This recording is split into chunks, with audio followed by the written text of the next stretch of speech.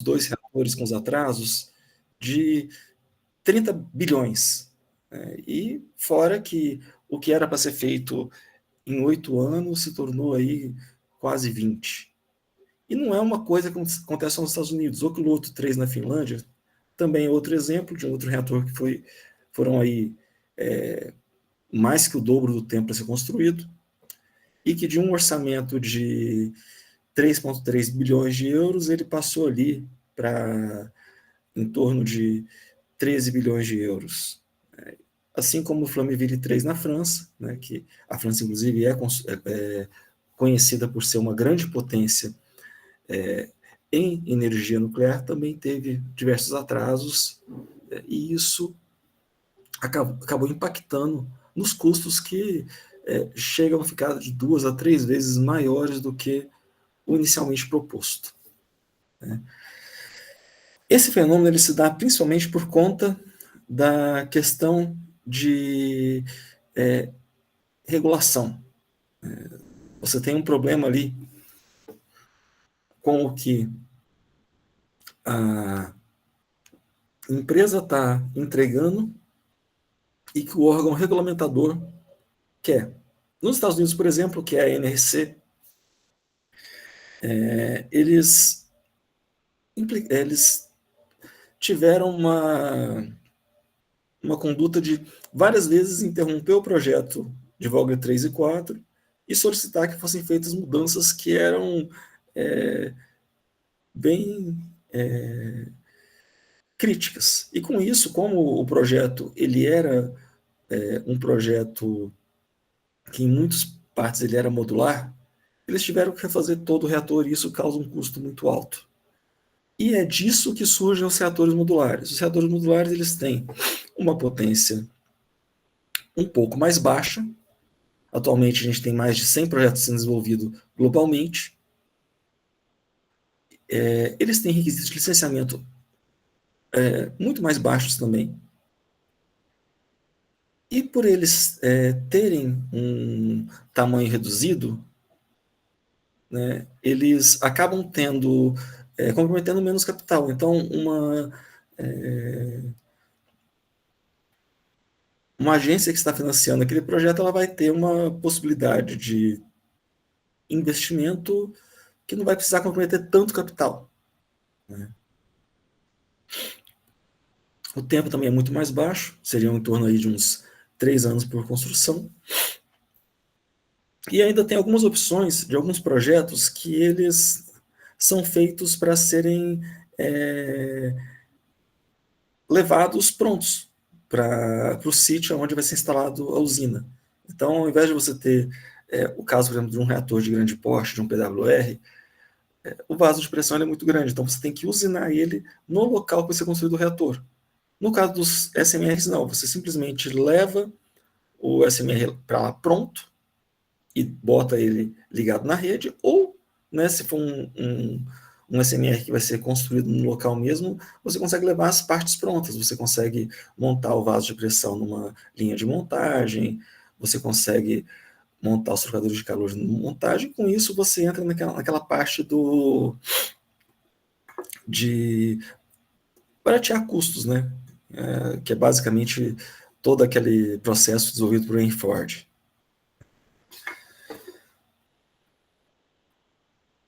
Além disso, né, os reatores modulares eles são mais simples de operar, eles possuem um menor impacto ambiental e acaba sendo um pouco mais interessante em alguns requisitos, principalmente em relação ao descomissionamento. Porque se você compra ele, por exemplo, de uma indústria energética, por exemplo, vamos supor, Westinghouse, você pode comprar ele como sendo um pacote pronto, de forma que na hora que acabar o tempo de vida útil, a operadora vai lá e vai remover o reator e eles é que vão se preocupar com a questão de descomissionamento. Isso acaba sendo uma dor de cabeça menos até para o país que está comprando essa tecnologia, porque um dos custos que você tem mais altos depois da construção do reator é a parte de descomissionar, que é você remover o reator e deixar, né, o terreno pronto para receber algum outro tipo de instalação. seja no caso um greenfield, quando a gente deixa ele pronto para receber qualquer tipo de instalação, ou um brownfield, quando a gente deixa ele para receber algum tipo de indústria, ou até uma, uma fábrica ligada a uma parte nuclear, que aí você não precisa ter um tratamento tão grande assim com o solo, e isso barateia um pouco o custo.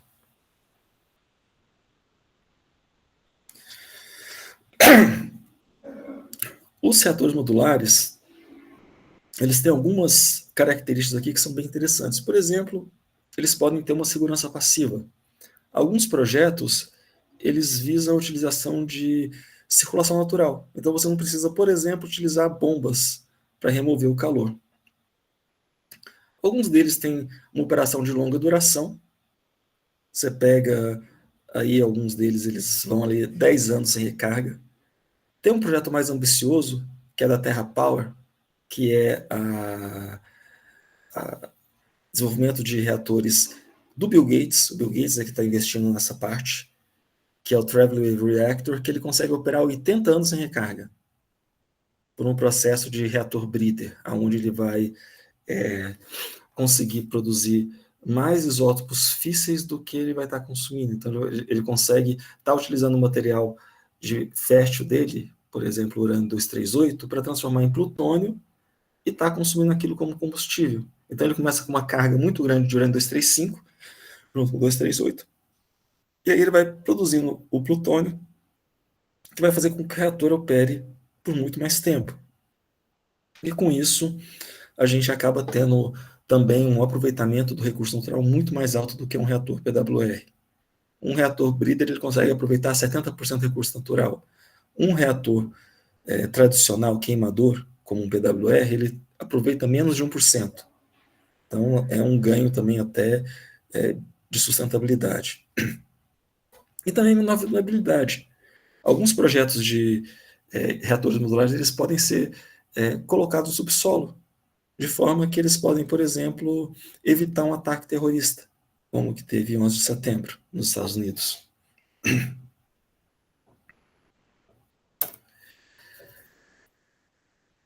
Eu estou puxando também uma outra parte que seriam aplicações dos SMRs. E uma dessas aplicações seria a gente utilizar a radiação gama produzida em um processo de blindagem que a gente filtraria os nêutrons, porque a gente não pode irradiar com nêutrons, para poder estar irradiando alimentos. E a radiação de alimentos ela tem algumas vantagens que são incríveis, né? Por exemplo, aumenta o tempo de vida útil na prateleira dos alimentos. Então, alguns alimentos que durariam uma semana vão durar um mês. Vão eliminar também uma série de patógenos, né, bactérias, fungos e vírus ali que podem estar prejudicando o ser humano, e até fazer aí um controle de pragas em produtos agrícolas. A gente tem aí uma estimativa de que cerca de 25 a 50% da produção global de alimentos ela é perdida pós-colheita, tanto devido a pragas como deterioração e contaminação. Então a gente teria uma possibilidade aí de estar reduzindo essa perda, né? Tem uma questão aí que infelizmente bate de frente com o setor produtivo, né? Eles têm uma visão, né, que é um pouco até errada, porque eles não estão sabendo explorar bem isso, de que às vezes eles preferem perder também um pouco do alimento para evitar do preço cair muito, né? Mas é o que eu tenho argumentado bastante com o pessoal do agronegócio aqui no Brasil, é que a gente tem que visar a exportação. Se a gente tem hoje um morango que durava uma semana, se ele passar a durar um mês, a gente consegue exportar para a Europa. Não consegue se limitar ao mercado interno, por exemplo.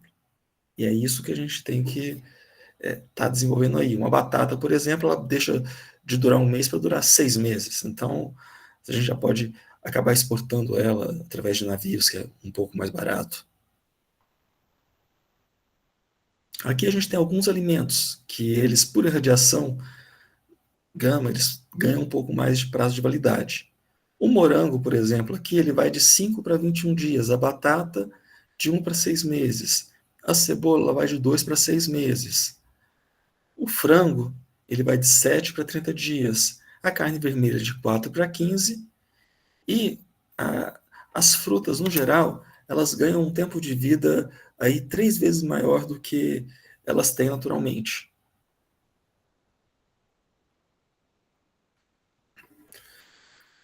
Os semestres também eles vão ter a possibilidade de impulsionar a mineração, né?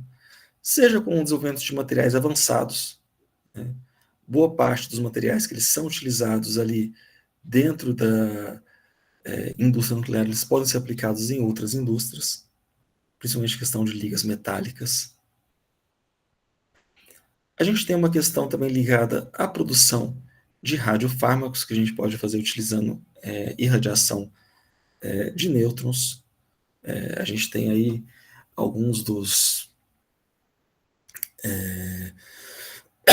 isótopos que eles duram 7 horas. Então, aqui no Brasil, que é, por exemplo, um país muito extenso, né, que é praticamente um continente de tamanho aí, a gente fica com a produção de radiofármacos ela concentrada na zona sudoeste, ali na região de São Paulo.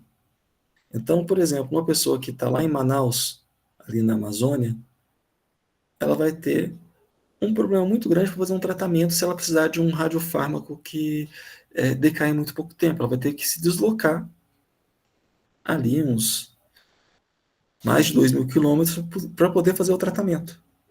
Então, os SMRs eles trariam uma descentralização da indústria nuclear também, que no meu país aqui, né, seria uma coisa muito boa, porque a gente poderia, por exemplo, centralizar também essa produção de radiofármacos. E também, claro, né, fornecer aí energia para mineração, né? É uma energia que ela é de confiável, né, de baixo carbono e que poderia aí realizar operações intensivas aí de geração de energia e exploração de reservas de urânio, né, e outras reservas aí que são essenciais aí dentro do Brasil.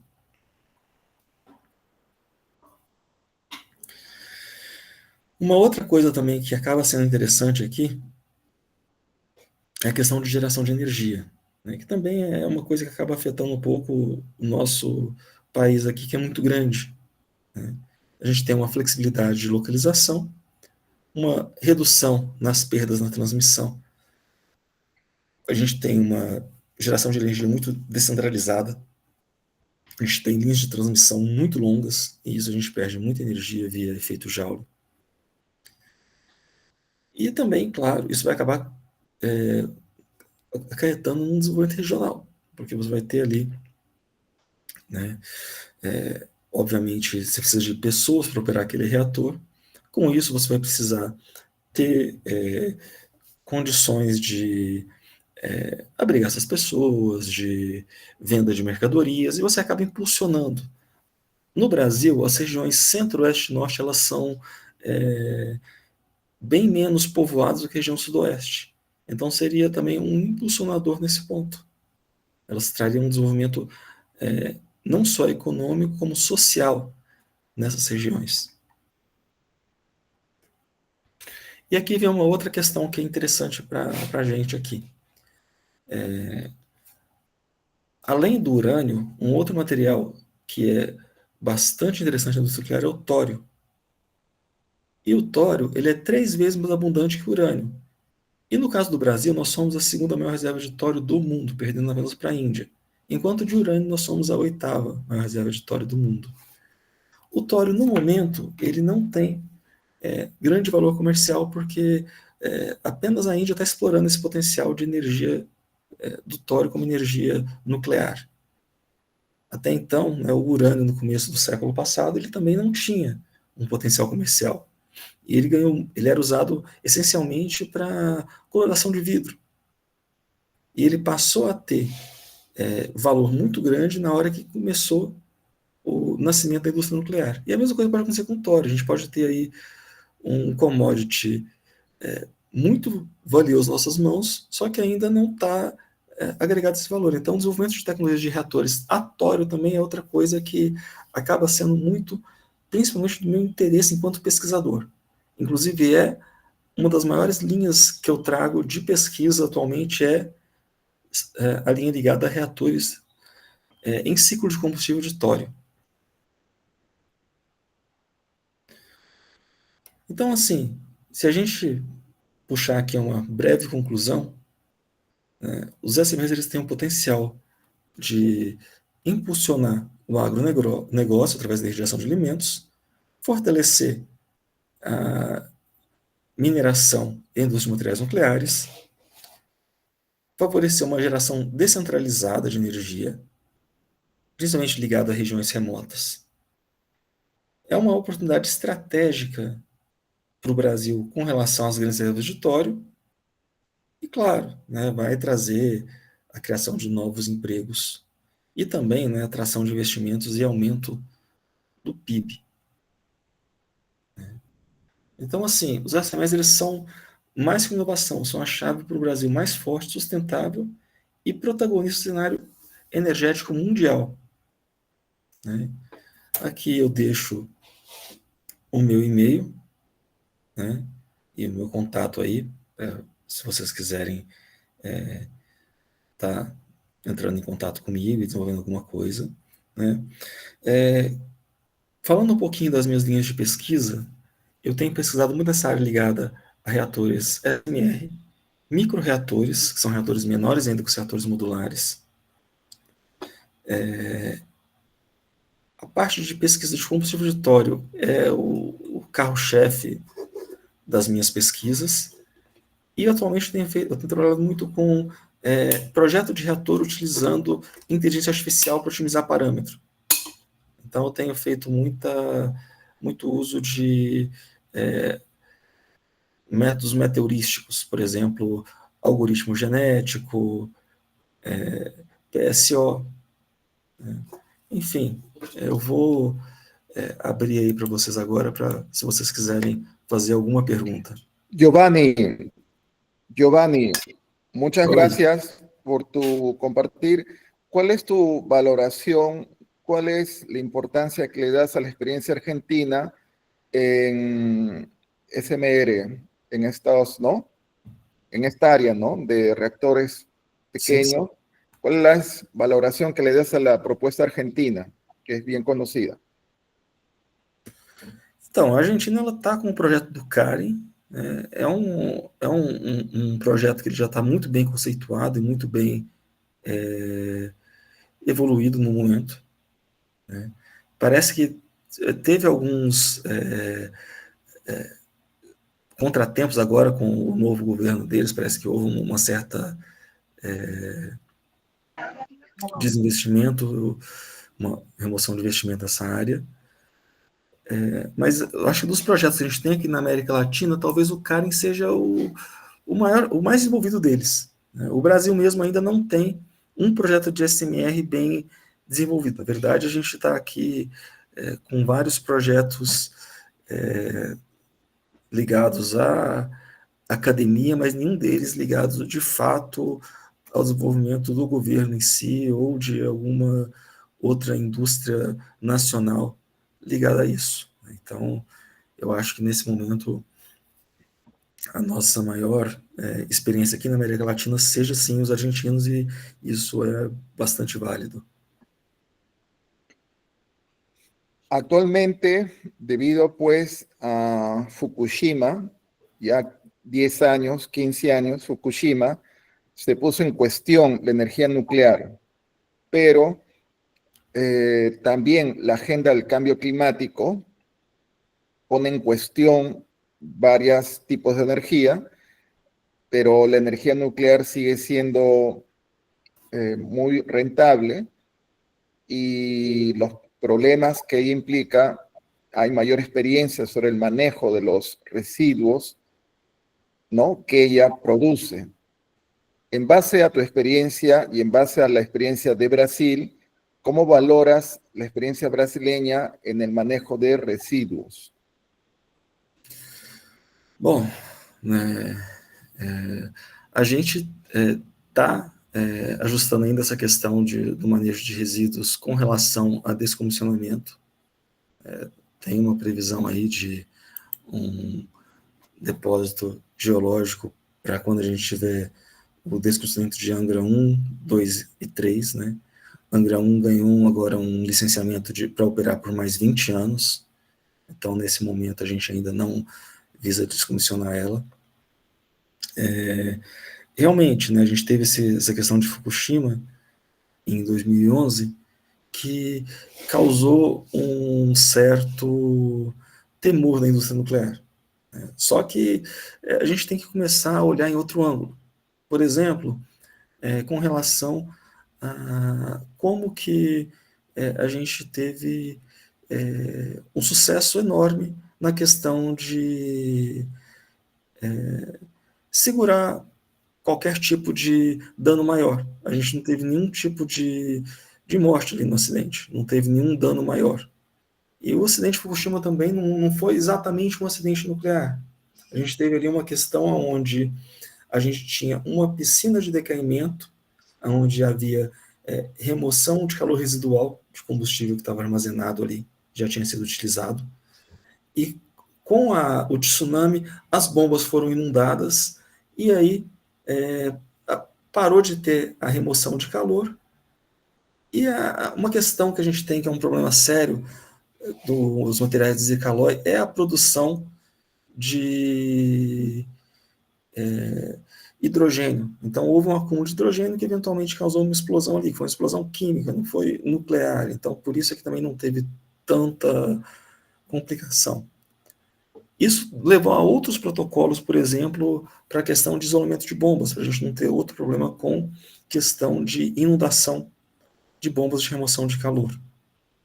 Agora, atualmente, a questão de mudança climática, que tem sido bastante acentuada, e também com o desenvolvimento de inteligência artificial, os data centers precisam de muita energia, e ao mesmo tempo muita energia que seja livre de carbono.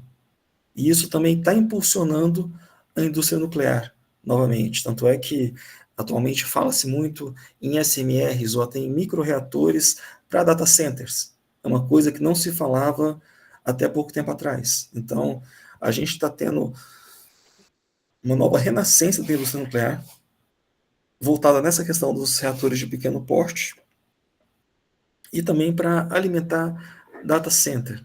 Né?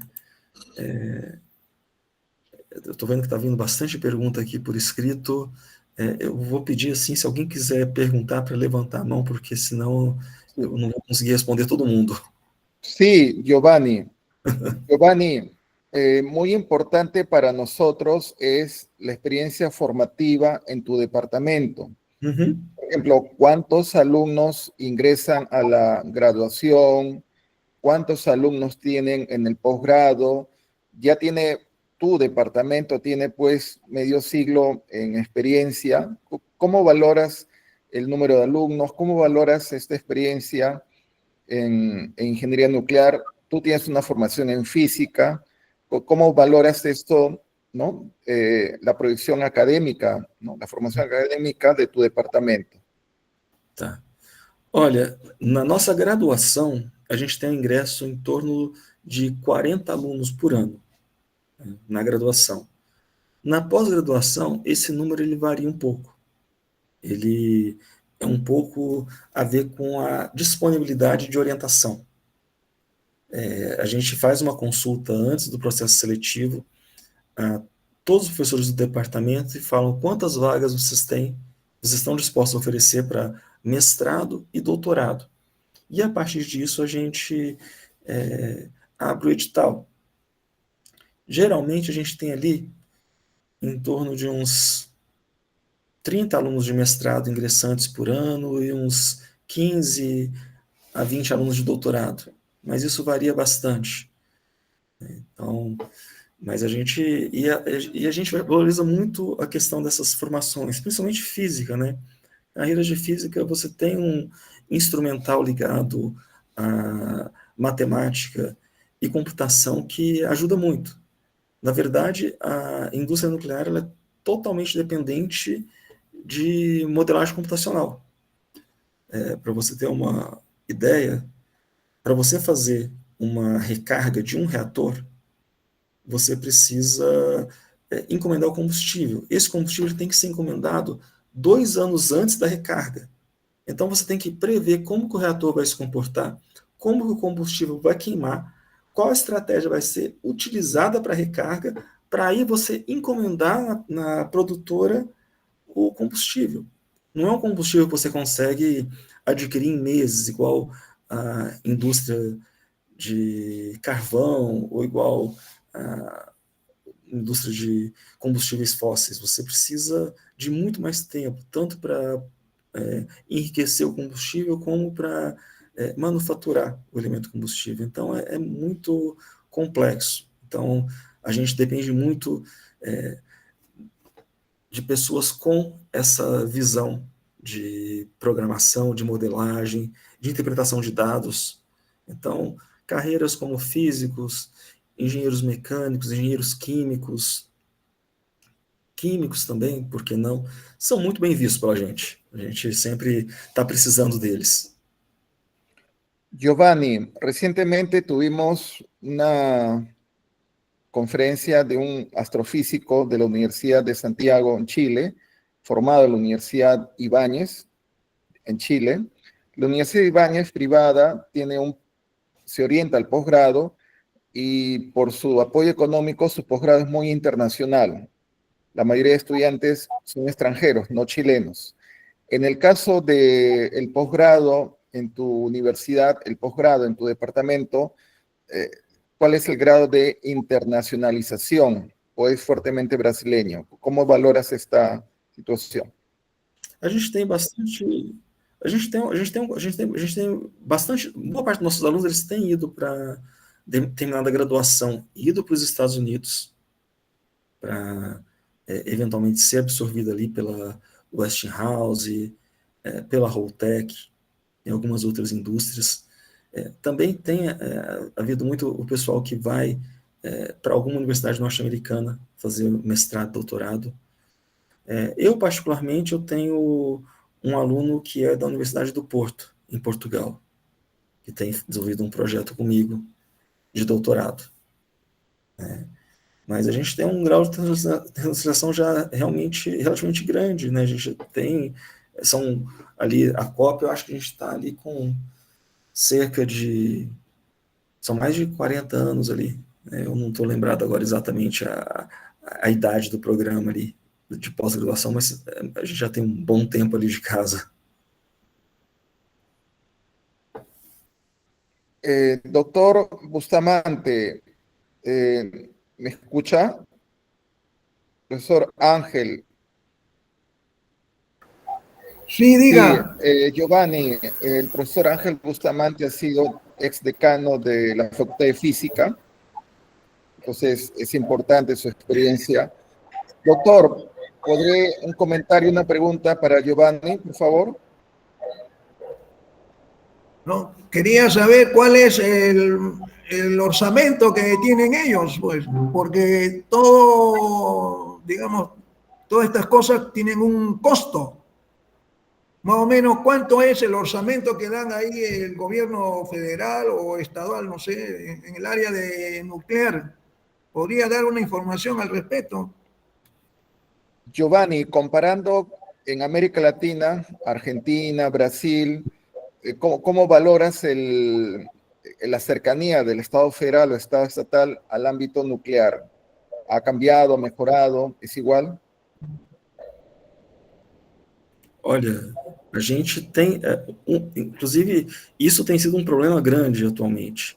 A Eletronuclear, que é a empresa que administra as plantas de Angra 1 e 2, ela era uma empresa associada à Eletrobras.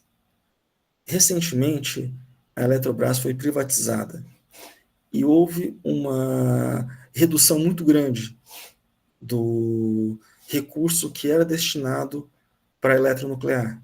Isso tem impactado seriamente no nosso programa nuclear. A gente tem agora brigado muito para conscientizar o governo a respeito da problemática que isso pode ser, da importância da energia nuclear e da necessidade da gente aumentar o investimento, porque o nosso grande investimento na indústria nuclear ela veio durante a época da ditadura militar. Os militares tinham um interesse muito grande, mas por outros motivos. Eles tinham o projeto paralelo e outros projetos que eram de interesse, principalmente da Marinha, né, e eles investiram pesado. Depois que a gente teve a redemocratização, infelizmente, que é até um dos motivos que eu tenho levado muito essa visão para o agronegócio, tentando conversar com eles e mostrar a importância para eles, eles não têm um interesse muito grande. Então, a nossa grande bancada no Congresso atualmente, 70% dela é agrária. Então, eles não se importam muito com isso, e isso tem causado uma preocupação muito grande. Em números assim, para você ter uma ideia, a Comissão Nacional de Energia Nuclear, que é o órgão que geralmente, que aqui no Brasil atualmente administra e regula essa parte, na década de 90 nós tínhamos 3.500 funcionários. Atualmente, a gente tem 1.400, com 80% deles sendo aposentáveis. A gente não teve reposição de pessoal, então a gente está numa situação que a gente tem tentado a todo custo brigar ali com o governo para a gente ter um reaquecimento da indústria nuclear. A gente espera que agora, principalmente com essa questão dos SMRs e do interesse por data centers, a coisa também ela se altere muito. Porque o Brasil é um dos poucos países no mundo que detém toda a tecnologia, desde a extração até o enriquecimento e fabricação de combustível. Isso é notável. Então a gente não pode deixar isso se perder. Então, os dados corretos do montante exato que a gente investe nisso, Sí, eu não sei dizer, mas atualmente a coisa está ruim. Não está boa, não. muchas gracias por su interés, colegas. Profesor Galo, ¿puede hacer su pregunta? Hay una serie de preguntas. El profesor Galo nos acompaña.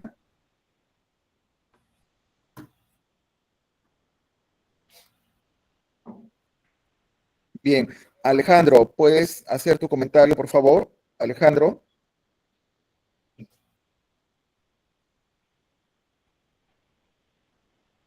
Bien.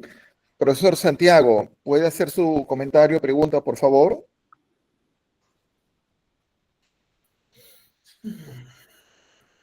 Profesor Santiago.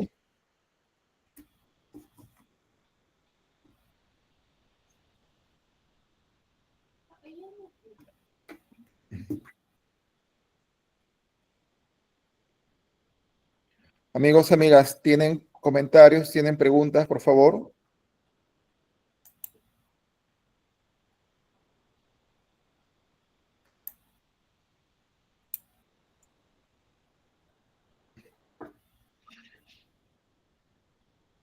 Giovanni. Sí, el profesor Ángel, sí.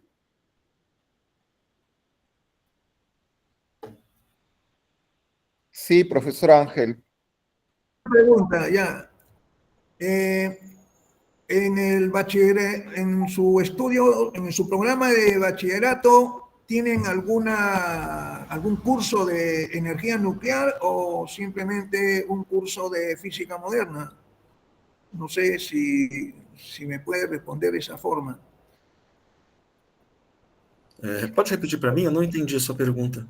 Giovanni, en la formación de la graduación, ¿cómo has visto el énfasis en este siglo XXI, ¿no? Pues ya tiene 50 años de cómo empezaron y ahora cómo están formando en graduación en ingeniería nuclear. A nossa graduação, ela é uma graduação de engenharia nuclear mesmo. Ela não é uma especialização. Ela é uma graduação toda em engenharia nuclear. A nossa graduação, ela tem 15 anos. Ela é bem recente. Y según tu valoración, ¿cuál es el cambio curricular en la formación más importante en este tiempo, desde que empezó al día de hoy? porque los currículos, los cursos se actualizan, el enfoque se actualiza. ¿Cuál crees tú que es actualmente, ¿no?, donde han mejorado en su formación? Olha, nossa formação, ela é uma formação que ela vai estar bem voltada para essa área mesmo. Por exemplo, você vai ter ali os cursos de física de reatores, 1 e 2, você vai ter ali os cursos de engenharia de reatores, que vai tratar de análise termofluido, a parte de válvulas. Uma das poucas coisas que está, nesse momento, faltando implementar no nosso curso é uma disciplina ligada a projeto de reatores, uma disciplina ligada à modelagem computacional, que é uma disciplina que eu estou querendo colocar numa atualização de currículo agora, só que ela demanda, por exemplo, que a gente atualize ali a questão de um laboratório de informática um pouco com computação de alto desempenho ali ligada ao uso de Monte Carlo. Porque a gente, para a gente modelar os reatores assim, mais detalhadamente, a gente faz isso utilizando transporte de partículas utilizando o método de Monte Carlo. Isso demanda um custo computacional mais elevado. Mas é uma das coisas que eu estou querendo atualizar ali, seria essa questão. A gente tem também uma parte ali também, disciplinas ligadas a ciclo do combustível, análise de segurança. Então, todas essas partes que são ligadas à parte de engenharia mesmo. Então, é um curso que ele é engenharia, não é um curso de física, é um diferente. Giovanni, la interrogante del profesor Galo era sobre el manejo de los residuos de estas medianas, pequeñas, tipos de reactores, que justamente es su tema. El manejo de los residuos en este tipo de reactor, que es tu tema de investigación, ¿es mejor? ¿Cuáles son los peligros para el manejo de la autoridad local, la administración? Você está falando a respeito do manejo de resíduos? Eu não entendi. Los residuos de contaminación de estos, de los SMR. Dos SMRs, então. Sí. Os SMRs, eles têm uma El manejo parte... de residuos. O manejo de resíduos vai ser muito parecido com o manejo de reatores de grande porte, só que você vai ter uma redução do volume. O único detalhe que vai ter a mais é que, pelo núcleo ser um pouco mais compacto, você vai ter um pouco mais de ativação dos materiais metálicos. Mas não vai ter grande diferença essencial, não. Mas nessa parte de ativação vai ter um pouco de diferença, mas o combustível em si, por exemplo, vai ter o mesmo tipo de tratamento. Profesor Galo, sí, puede... Sí, primero que todo, buenas tardes. Agradecerle a Giovanni por su exposición. Bueno, tenía también una consulta, porque acá en nuestro país, bueno, hay una idea de implementar esos SMR, ¿no? Que son, en inglés son Small Modular Reactor, ¿no? O sea, reactores modulares pequeños, ¿no? Y, bueno, uno de los problemas creo que es, o que va a ser se necesita también el líquido para enfriar los reactores, ¿no? O sea, tiene que haber, por ejemplo, una fuente de agua cerca para poder colocar eso, o cómo han resuelto ustedes ese, bueno, lo podemos llamar problema, ¿no? Si es que hay zonas, por ejemplo, que no hay agua, no tienen agua, entonces, ¿cómo se haría ese procedimiento, no? Tá, na verdade, a gente tem vários tipos de... os projetos de... Uma parte que eu, Giovanni, enquanto pesquisador, sou apaixonado com a engenharia nuclear, é com a grande gama de projetos que a gente tem. A gente tem ali reatores dos mais diversos tipos. Você tem reator que ele é refrigerado a metal líquido, você tem, por exemplo, sódio, você tem reator que ele é refrigerado a gás, a hélio. Então, assim, depende muito do tipo de refrigerante que você vai estar utilizando, né? Mas os projetos eles são muito diversificados, né? Então depende muito da adequação que a gente vai ter e aonde a gente vai aplicar isso, né? Então a gente tem alguns reatores que são refrigerados a hélio, né, que seriam os HTGRs, né? Também os Pibobeds são refrigerados a hélio, né? Tem a questão do Molten Salt Reactor, que é refrigerado a sal. Mas você me falou que você está um pouco preocupado com a questão de locais que não têm muito acesso à água. Como que seria isso? Então, nessa parte que a gente poderia fazer também é aquela questão de que você pode utilizar em um ciclo fechado, você tentar aproveitar ao máximo a perda de água, né?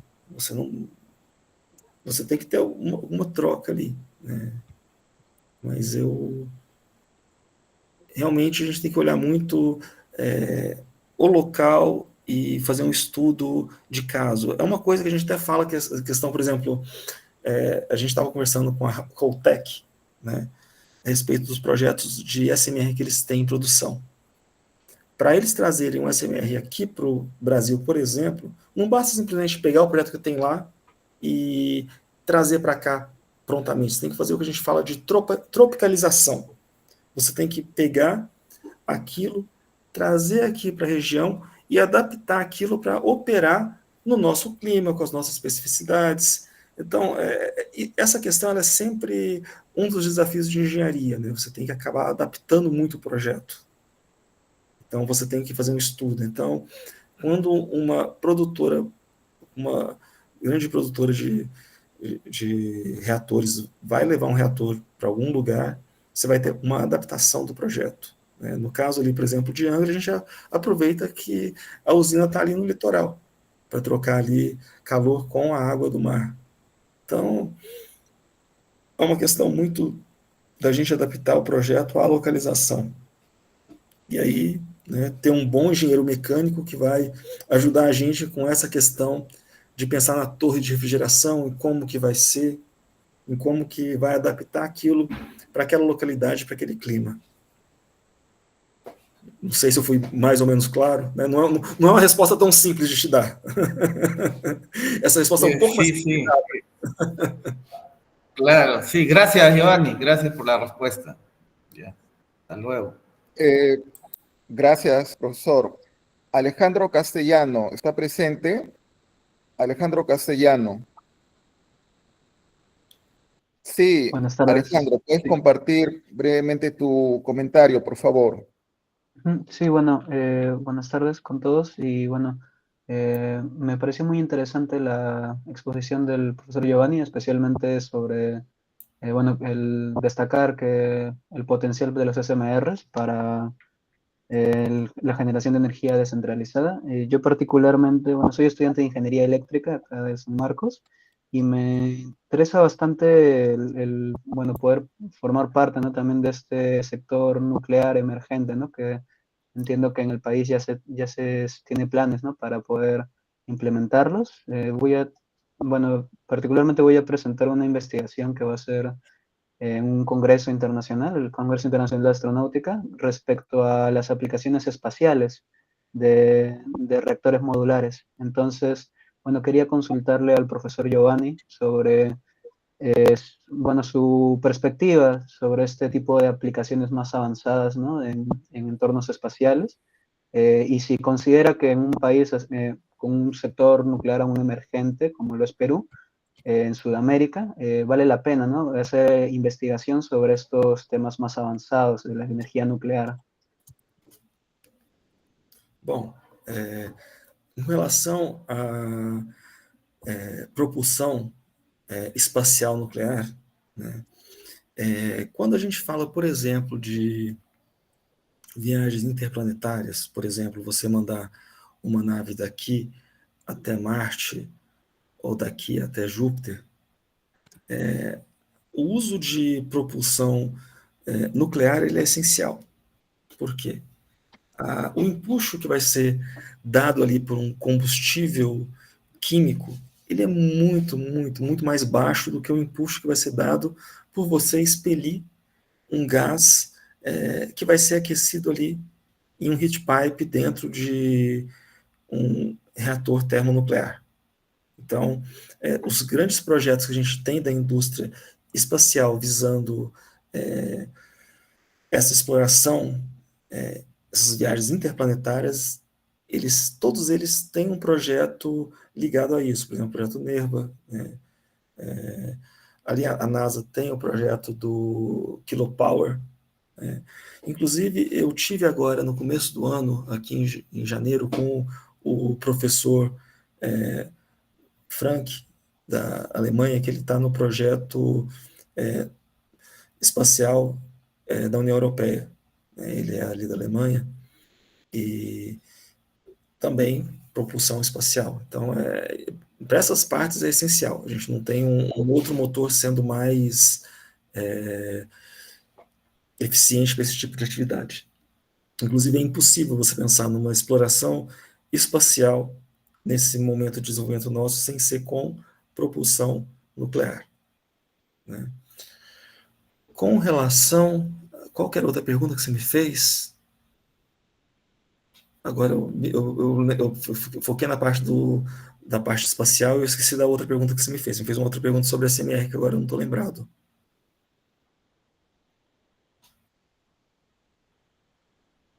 Bien. Alejandro?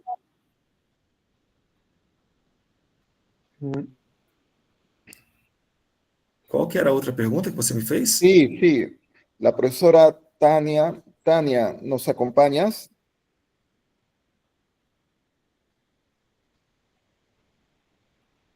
La Sí, profesora sí, sí, Tania. sí estoy, sí estoy. Sí, Tania, ¿puedes compartir tu pregunta, por favor?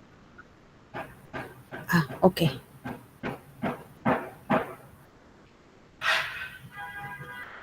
Bien, buenas tardes, doctor Giovanni. Boa tarde. A ver, voy a hacerlo un poquito detallado. Yo soy investigadora en el área de microbioma oral. Yo soy odontóloga, ¿no? Pero mi trabajo consiste en estudiar las comunidades de microorganismos que viven en la boca de las personas, ¿no? Entonces, y para ello estoy utilizando modelación computacional y análisis de datos biológicos como ADN y ARN, ¿no?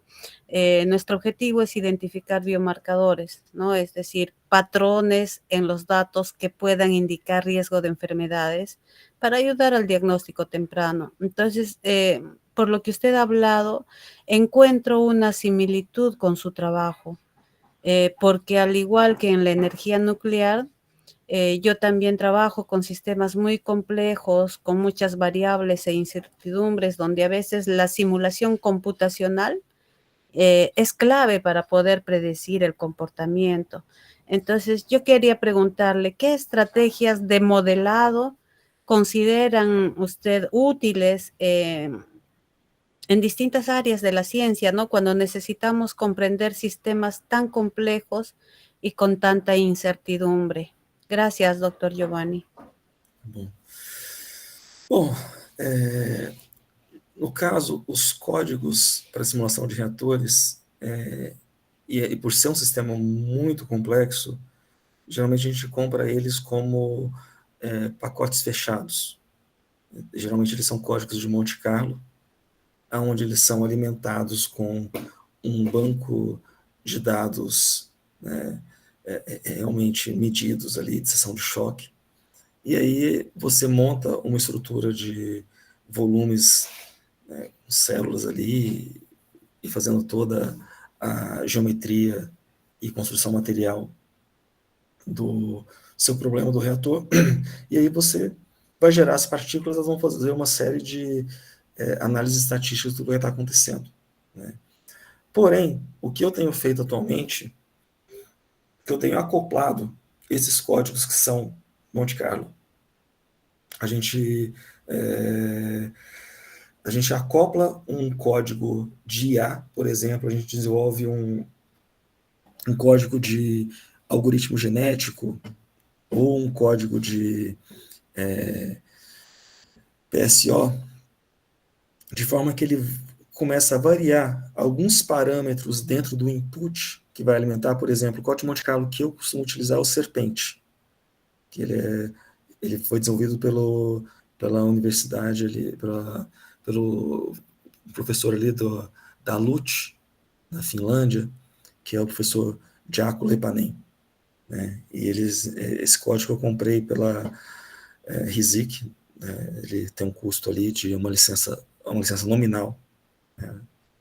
Que ela custa em torno de $950, né? Então, geralmente eu acoplo esse código com alguma outra código que eu desenvolvo em Python, por exemplo, né, com essa parte de metaheurísticas, e aí esse código de Python ele fica tanto variando o input que entra dentro do Serpente, executando o Serpente, como ele vai fazer a análise da saída para realimentar o código de PSO e assim fazer a avaliação, né? Então, basicamente, a nossa modelagem é essa. Tem alguns outros sistemas um pouco mais simples, às vezes, que a gente modela.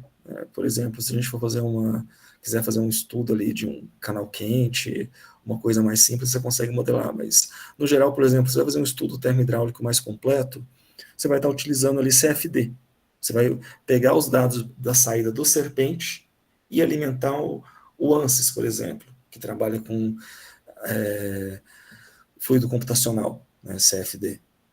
Então, todas as ferramentas da indústria nuclear, elas são bastante complexas, em grande parte desenvolvidas para a própria indústria mesmo, não só para aplicação acadêmica.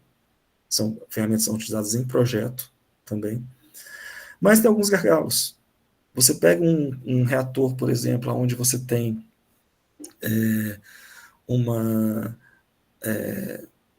além do transporte de partículas, você tem o transporte de calor e massa, por exemplo, o reator de sal fundido, que você tem ali um fluido que ele é tanto refrigerante como combustível. Isso acaba não conseguindo ser muito bem simulado utilizando os códigos tradicionais. Então, nesse caso, por exemplo, aí você tem que colocar um pouco mais a mão na massa e desenvolver algum código, mas aí já começa a ficar muito complexo, porque o nível de detalhes, por exemplo, de um código de Monte Carlo, você não consegue ter num código determinístico. Você tem que fazer uma série de aproximações, uma série de coisas, você acaba perdendo um pouquinho da física do problema. Acaba não sendo um resultado com uma estimativa tão boa. Para você ter uma noção, a gente consegue, utilizando o Monte Carlo, fazer simulações tão exatas que a gente consegue ali bater com um experimento na ordem de, às vezes, 0,5% de diferença. Então, é muito bom mesmo, né? Enfim, Tânia, muito obrigado aí, viu, pela pergunta. Profesor Jorge Pereira nos acompaña. Sim, boa tarde. Somente eu quero conhecer como você está usando a inteligência artificial na sua profissão. Está usando, né? Eu tenho utilizado realmente numa questão, por exemplo, eu tive um aluno no ano passado de mestrado que a gente estava desenvolvendo um novo tipo de elemento combustível. Então, eu usei a inteligência artificial para ela encontrar parâmetros que otimizassem o projeto. Tanto a parte de melhorar a utilização de recurso natural, como a parte de queima do combustível, de segurança. E aí, o próprio PSO que a gente desenvolveu, ele falava para a gente qual que seria a espessura do combustível, qual que seria o enriquecimento, qual que seria a questão da angulação, que era um elemento combustível que ele tinha alguns ângulos de espalhamento de nêutrons. a questão também de blanket e toda uma série de questões materiais, né? Até a questão de proporção de água para combustível, ele fazia essa seleção. E aí a gente fazia aquele esquema que a gente usa em inteligência artificial. A gente cria uma função fitness, né? Uma função premium, aonde a gente faz uma pontuação de acordo com algumas coisas. A gente tem um K efetivo, isso vai dar tantos pontos para ele. A gente tem aqui uma alta conversão, isso dá tantos pontos. É um pouco, né, aquela coisa de você ver como esses parâmetros estão variando e você ajustar eles para eles se equilibrarem quando você monta a função fitness. Eu vou fazer o seguinte, deixa eu deixar aqui nos comentários o link de um artigo que a gente publicou no ano passado. Deixa eu só pegar aqui no computador, que aí você consegue entender um pouco mais do que a gente tem feito. Eu estou saindo agora com outros 2 artigos utilizando IA, mas eles ainda não acabaram de ser revisados, ainda estão em revisão, mas deve ter mais uns 2 aí, pelo menos, saindo esse ano ainda. Deixa eu pegar aqui.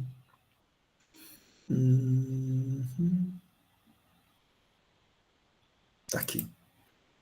Eu vou deixar o link aqui para vocês. Aí quem quiser dar uma lida e entender um pouco mais como a gente tem utilizado as ferramentas.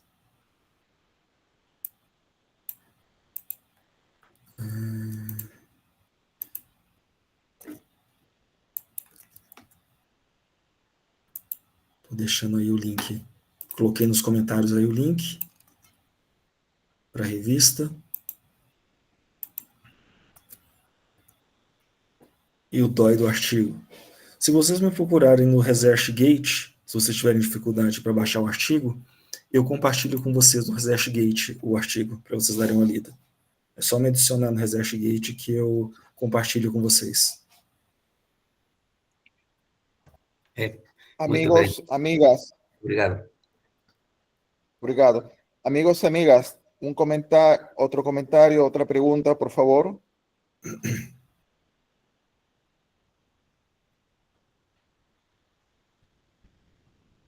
Giovanni, ¿cuándo es la convocatoria para tu posgrado? Toda vez que el posgrado de tu área está atento a distintas ingenierías, química, ¿no? Materiales, Sim. ¿no? Física, matemática. Sim, sim. Todas essas áreas. Em janeiro, geralmente, é aberto o edital para inscrição. E você pode fazer a inscrição online. É só acessar a nossa página ali do curso. Deixa eu até dar o link para vocês aqui da página.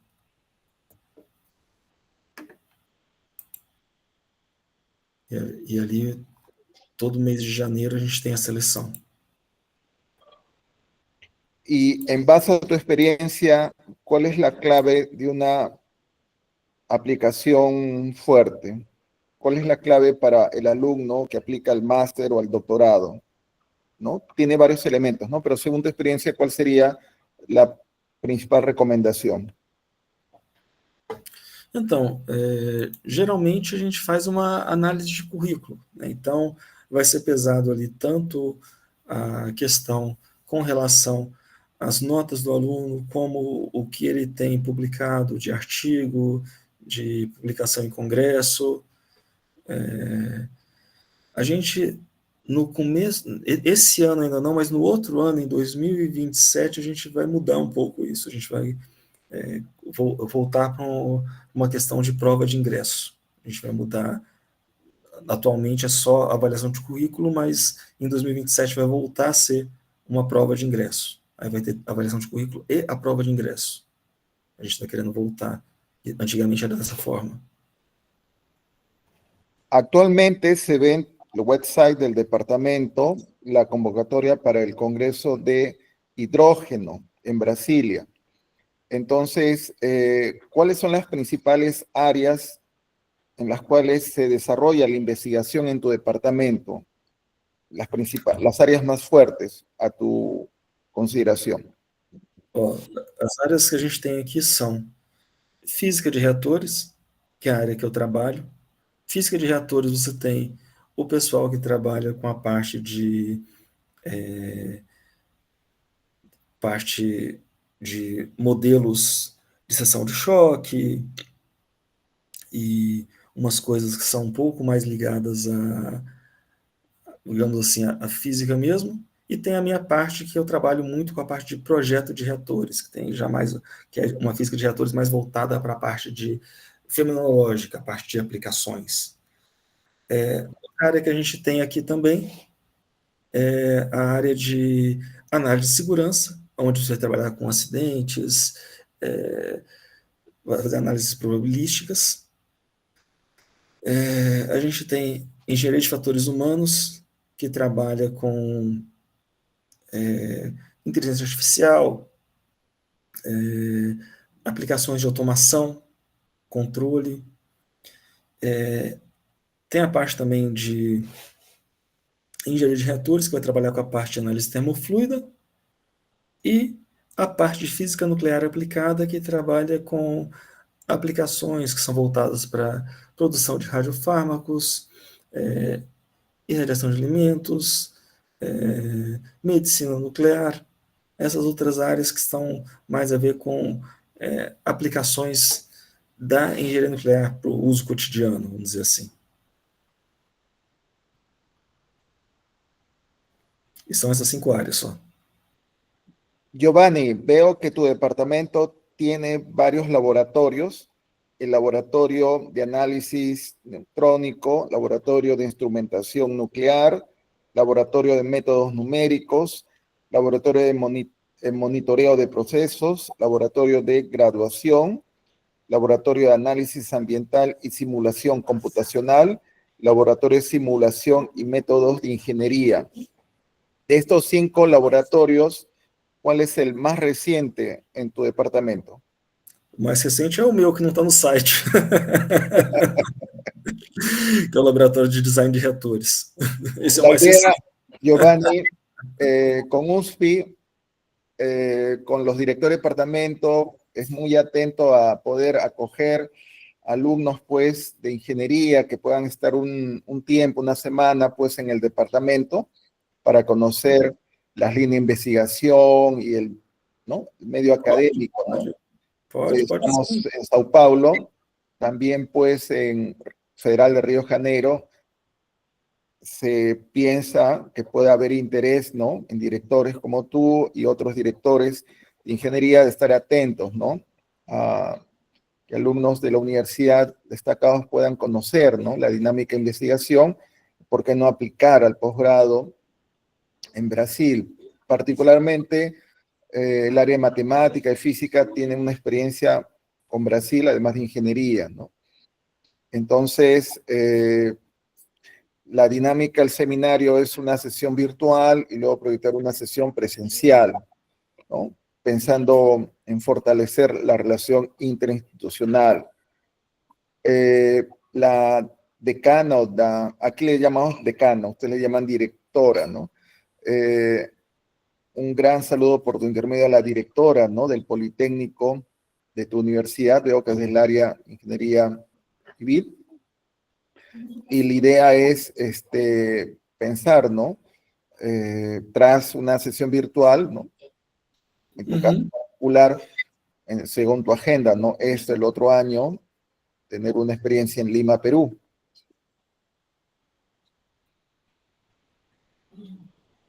Cortou a última parte, não entendi o que você falou. A última parte eu não entendi.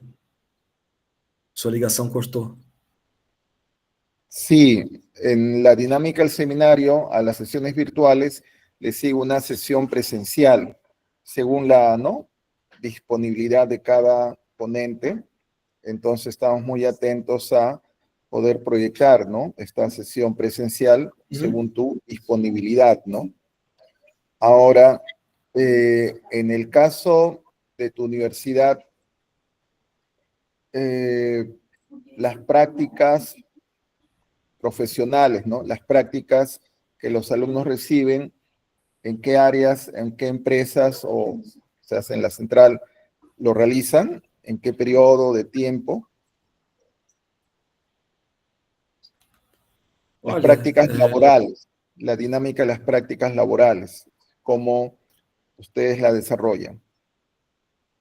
uma empresa que tem contratado bastante os nossos alunos aqui tem sido a Amazon, né, que é a tecnologia de defesa aqui do Brasil, né? A gente também tem tido bastante gente que tem sido absorvida pela eletronuclear, né, que é basicamente quem gere as usinas de Angra 1 e 2, e a ANB, que faz a produção de combustível nuclear. Então, essas são as principais empresas que têm absorvido nossos alunos, mas delas, a que mais absorve tem sido a Amazon. A Amazon, inclusive, tem uma rotatividade muito grande, tem bastante aluno nosso que acaba indo para lá logo que termina o curso. Bien, David, ¿puedes compartir tu pregunta? David.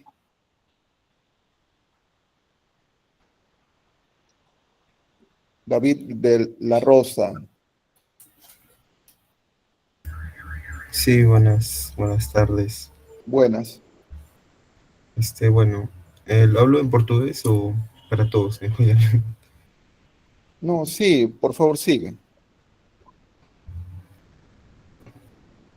Bueno, actualmente yo soy estudiante de farmacia y pues hay una rama de farmacia que se relaciona con lo que son los radiofármacos. Pues tengo como que el interés de saber si es que en la Universidad Federal de Río de Janeiro tienen como desarrollado, ¿no?, esta área de radiofármacos. Esa más que nada era mi pregunta. A gente tem o professor Ademir, o professor Ricardo Tadeu Lopes e o professor Davi, eles trabalham com a parte de radiofármacos. Talvez sejam pessoas que seja interessante você procurar. Eles conseguem trabalhar com esse tipo de coisa ali dentro. Obrigado. Bien. Otro comentario, otra pregunta, amigos, amigas.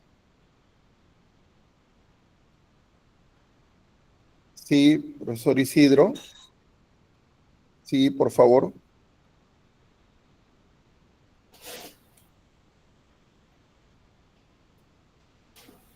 Sí, profesor Quiroz, puede compartir su pregunta, por favor.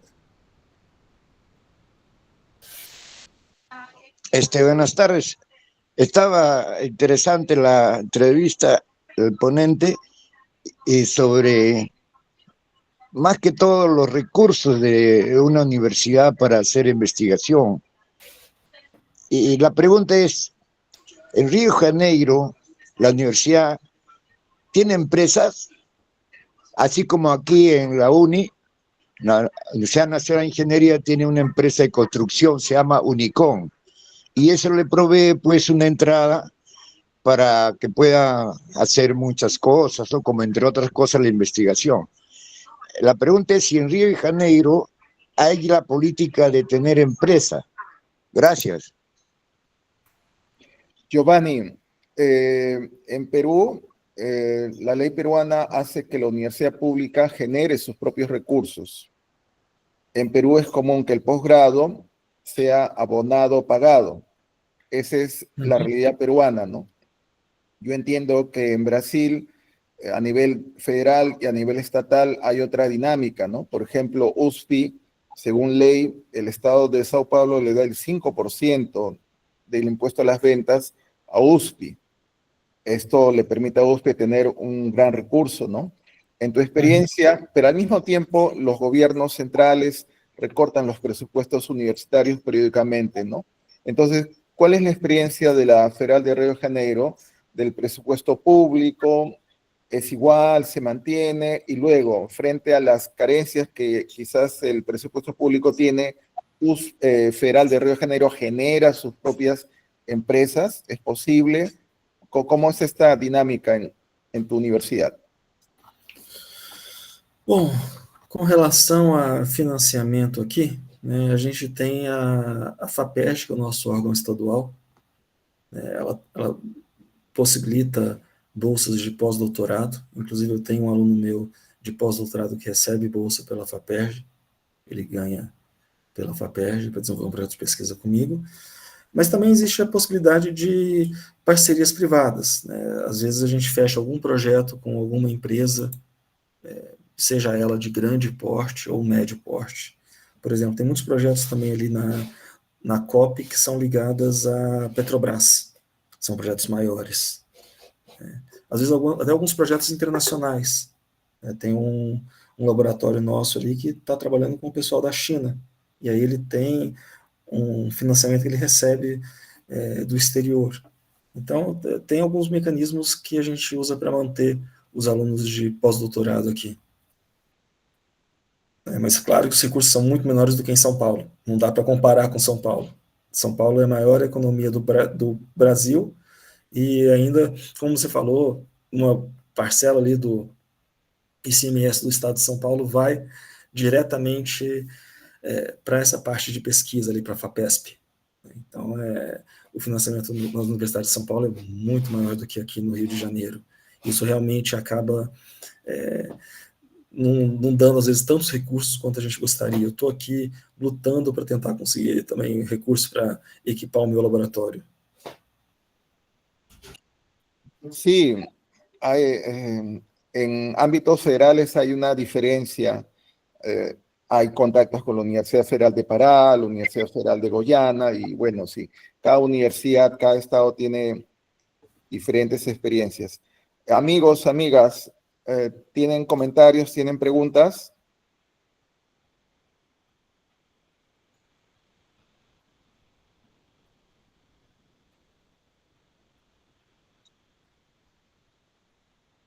Bien, Giovanni, ahora estamos pues en una época de tránsito energético, político, climático, ¿no? Una época de tránsito.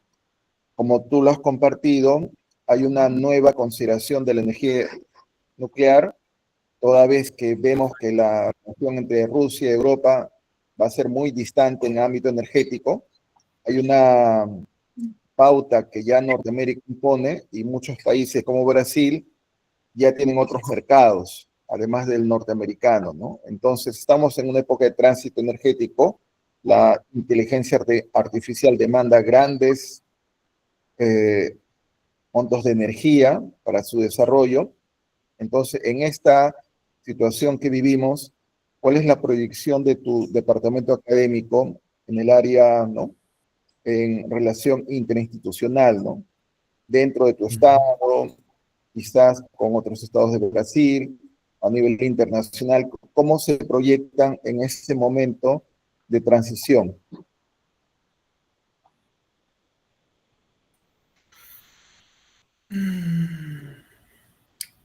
Então, né, a gente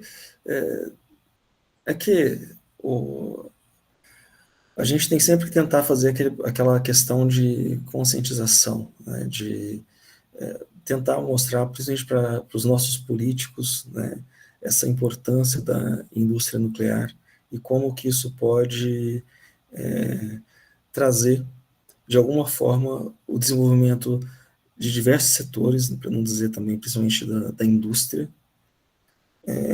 assim como também a importância estratégica disso dentro do nosso país, né? Como você mesmo tinha falado anteriormente, a questão dos data centers, né, e o grande consumo energético, para não dizer de outros recursos como até de água, tem levado muitas empresas a buscarem essas soluções nucleares fora do país. Os Estados Unidos mesmo já andam falando bastante disso, né? Principalmente agora com essa questão de IA, que tem um consumo energético abundantemente maior. Então, eu acredito que a gente vai ter aí num próximo cenário, aí nos próximos 10 anos, um reaquecimento muito grande da indústria nuclear. E eu, particularmente, espero que o Brasil não fique para trás dentro disso, né? Porque as coisas no nosso país aqui dependem muito de política. Então depende muito da boa vontade de outras pessoas que nem sempre estão ali olhando, infelizmente, o interesse coletivo. Às vezes, boa parte dos nossos políticos olham muito o interesse próprio, como eu mesmo falei, a gente tem uma bancada agrária muito acentuada no Congresso, e isso sempre acaba atropelando muito o desenvolvimento do nosso país. Principalmente... Giovanni, Oi, diga. Giovanni, perdón, Giovanni Simón, ¿puedes compartir tu pregunta, profesor? Desculpe, Giovanni. Ademais dos radioisótopos, que possibilidades pode haver no campo da saúde? No campo da saúde? Olha,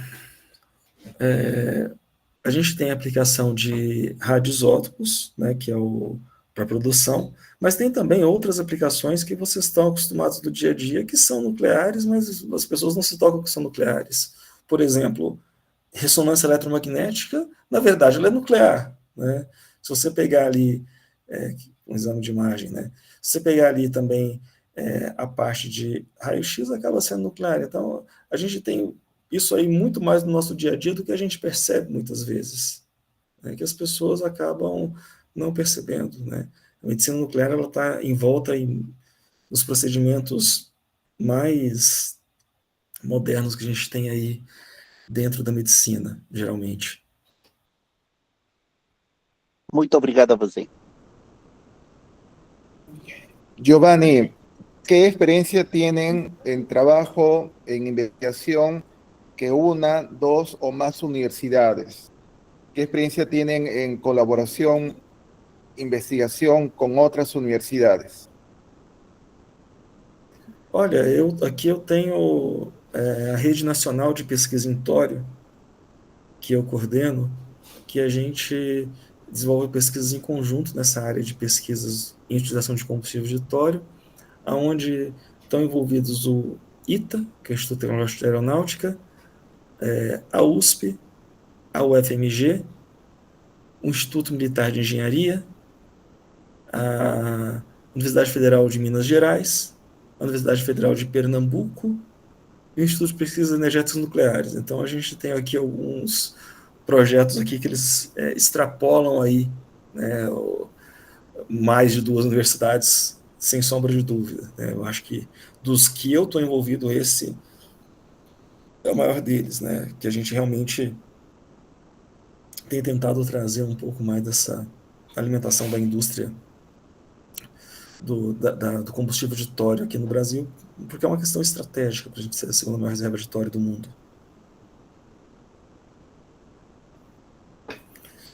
Eu vou precisar, eu estou em uma conferência em Nova Friburgo e eu vou precisar sair daqui a 5 minutos. Vamos fazer uma última pergunta para a gente poder encerrar? Sí, te reitero un gran saludo desde la alta dirección de la Universidad Nacional Mayor San Marcos. Por tu intermedio, un gran saludo a la señora directora del Politécnico de la Federal de Río de Janeiro. Amigos, amigas, por favor, ¿tienen algún comentario, alguna pregunta?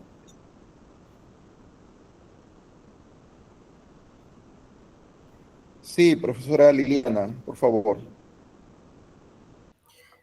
Está muy buenas tardes. Primero mi agradecimiento y la felicitación al doctor Giovanni Laranjo. Y bueno, decirle, nosotros en la facultad, en la universidad tenemos una carrera que se llama Ingeniería de Seguridad y Salud en el Trabajo. Es muy importante el tema de sus investigaciones porque en el tema de la salud ocupacional, por ejemplo, en el tema, en el trabajo para elaborar este tipo, digamos, de prototipos o, digamos, la aplicación, ¿no?, de hacer este tipo de energía, etcétera, se supone que también tiene y está relacionado a enfermedades que puedan, digamos, acontecer en el tema de la empresa, la industria, de lo que están, digamos, directamente vinculados con sus procesos. En ese aspecto, digamos, han visto también digamos, el informar al respecto ¿Y qué posibilidad hay también que, por ejemplo, podamos hacer que ustedes nos... porque los chicos de seguridad y salud en el trabajo tienen una parte que se llama medio ambiente. Y escuché antes que había un laboratorio, ¿no?, dentro de la parte ambiental. ¿Qué posibilidades hay que de repente, por un lado, le pregunto directamente si han visto el tema de la salud ocupacional en los procesos donde se aplica el tipo de energía, y por otro lado, nos gustaría, ¿no?, si es que nos podría revisar la malla curricular. Estamos en revisión de malla curricular con relación al tema de la parte ambiental que se maneja en salud ocupacional. Muchas gracias.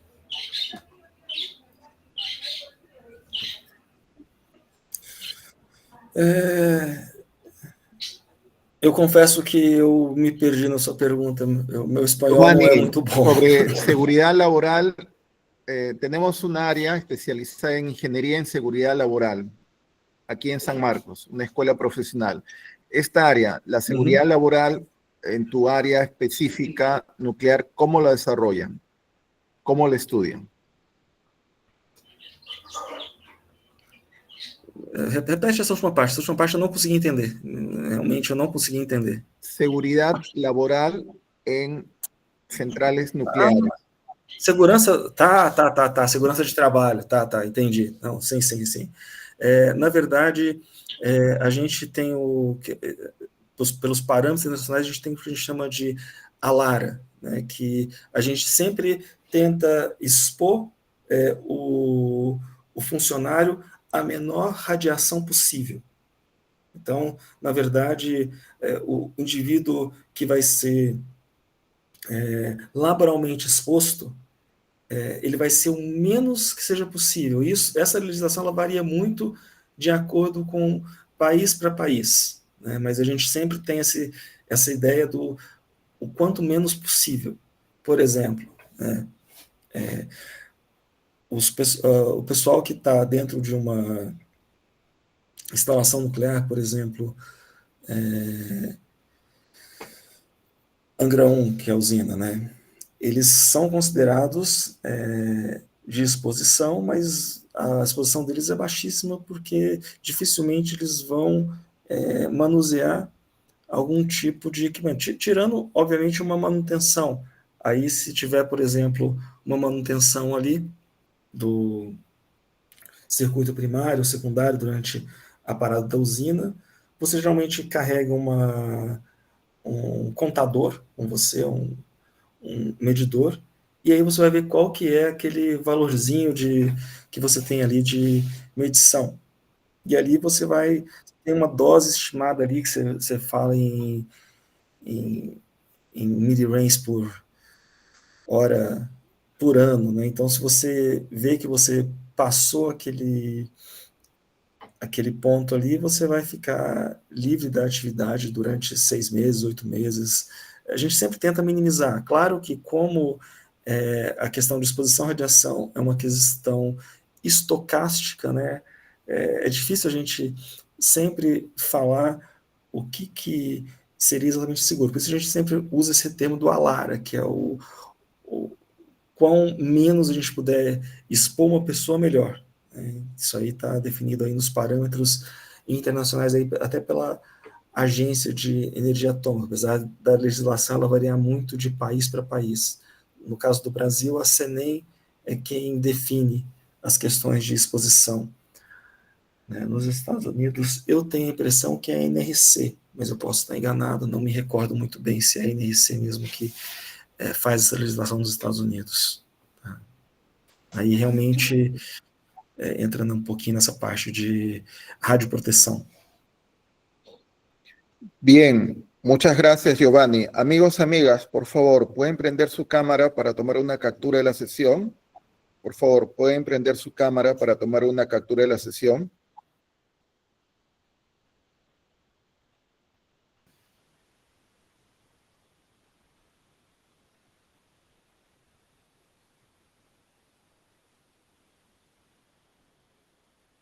Muito obrigado aí pelo convite, muito obrigado pela presença de todos. Tá? Foi um prazer para mim aí participar com vocês desse encontro e eu espero que vocês possam vir aqui conhecer a nossa universidade em breve.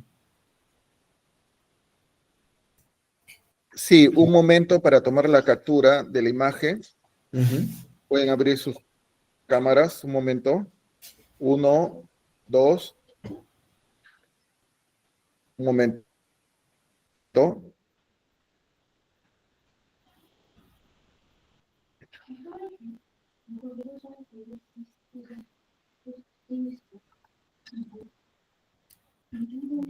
Muchas gracias.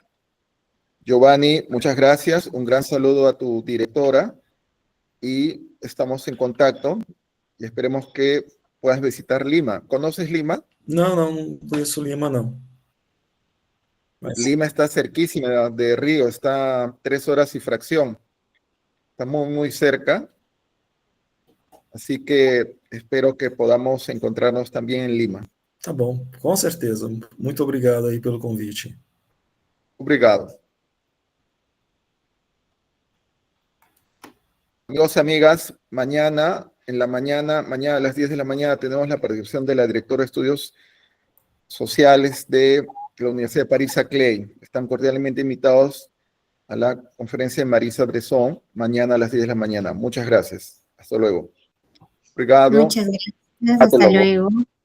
Ujú. Muchas gracias. Obrigado. Obrigado.